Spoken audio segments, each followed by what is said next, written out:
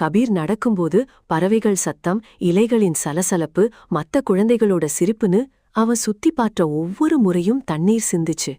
திரும்பி வந்தப்போ டம்ளர்ல பாதி தண்ணி தான் இருந்துச்சு. குருஜி கேட்டார், ஏன் இவ்வளவு தண்ணிய சிந்தின? கபீர் தயங்கிக்கிட்டு, என் கவனம் செதறிடுச்சுன்னு சொன்னான். குருஜி சொன்னார், இந்த டம்ளர் தான் உன் இலக்கு.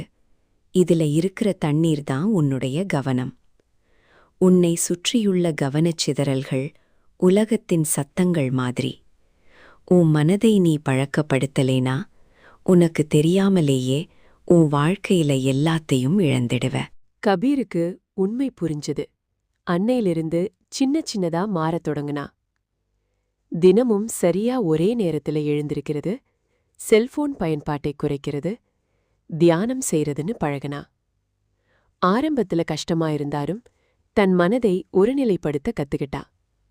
நாட்கள் நகர நகர அவனோட நினைவாற்றல் அதிகமாகி மதிப்பெண்களும் உயர்ந்துச்சு.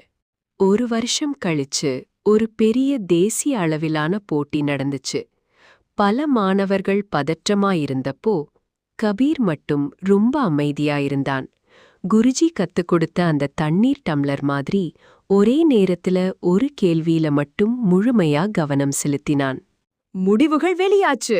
கபீர் வெற்றியாளரா அறிவிக்கப்பட்டான். திறமை, அதிர்ஷ்டம், புத்திசாலித்தனத்தை விட ஒழுக்கமான மனமே வலிமையானதுன்னு கபீர் நிரூபிச்சான்.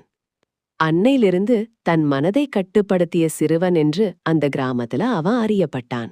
இன்று உங்களுக்குள் ஒரு சிறிய உந்துதல் ஏற்பட்டிருந்தாலும் அதை மங்க விடாதீர்கள். உங்கள் மனதை ஒழுங்குபடுத்த நீங்கள் முடிவு செய்யும் அந்த தருணத்தில்தான் உங்கள் வெற்றியின் அடுத்த அத்தியாயம் தொடங்குகிறது. இன்றே தொடங்குகள். இந்த வீடியோ உங்களுக்கு பிடிச்சிருந்தா லைக் பண்ணுங்க, நம்பிக்கை தேவைப்படும் ஒருவருக்கு ஷேர் பண்ணுங்க. மேலும் வலிமை மற்றும் ஞானத்தின் இந்த பயணத்தில் நம்மோடு இணைய சப்ஸ்கிரைப் பண்ணுங்க.